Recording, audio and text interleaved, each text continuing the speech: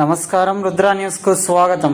హైదరాబాద్ గోల్కొండ కోటలో దేవాదాయ శాఖ మంత్రి కొండ సురేఖ ఆధ్వర్యంలో గోల్కొండ జగదాంబ మహంకాళి బోనాల ఏర్పాట్లపై ప్రారంభమైన సమావేశంలో మంత్రి హైదరాబాద్ ఇన్ఛార్జ్ పొన్నం ప్రభాకర్ పాల్గొన్నారు.